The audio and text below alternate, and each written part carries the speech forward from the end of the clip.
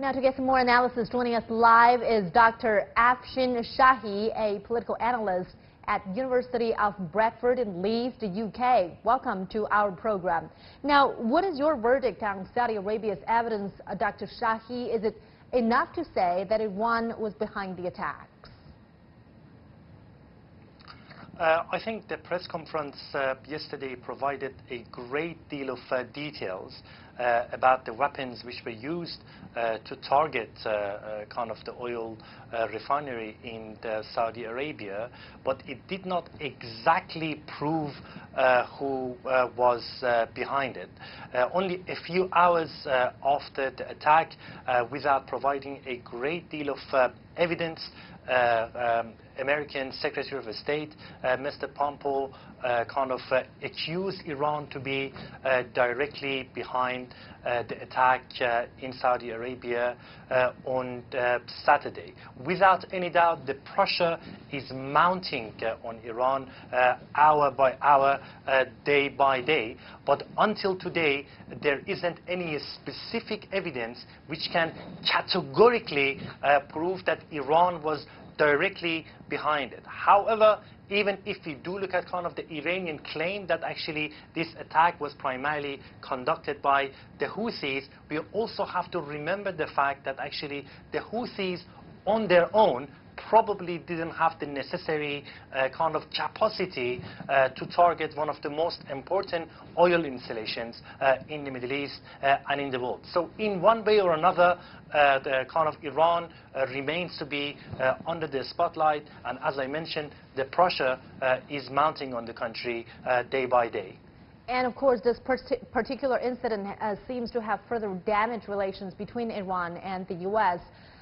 Do you think that we are getting close to a point where they can only settle their differences through a military conflict?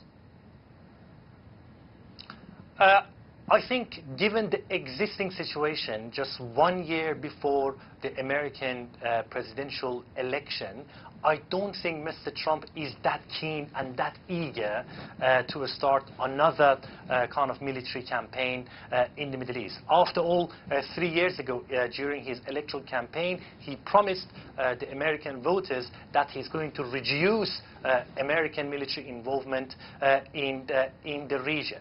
And apart from that, I don't think actually the Senate or the Congress are going to be that easy on him if he decides to kind of start a military campaign on Iran. So at home, he has a lot of challenges. But having said that, if he doesn't show kind of any firm gesture, again, it's going to have some electoral consequences for him next year. So certainly within the next few days, we're going to see a kind of more gestures by the president. But I assume that it's going to be something more like kind of more economic sanctions.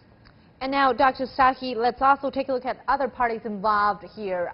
France says a claim by Yemeni rebels that they carried out the attacks lacks credibility. So how might this episode affect relations between Iran and the major European countries who are trying to save the Iran nuclear deal?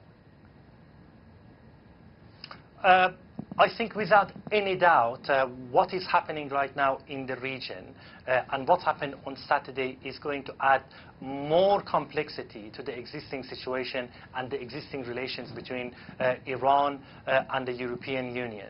Over the last year or so, the European players, primarily Germany and France, have been desperately trying to kind of preserve the deal and at the same time persuade their American counterparts to kind of ease the pressure on the Islamic Republic. And if in a few days' time there is any news and there is enough evidence to prove that Iran was categorically behind what happened last Saturday, probably is going to have some reverse impact on the future of JCPOA, and without any doubt is going to make the ties between Iran and Europe even more complicated.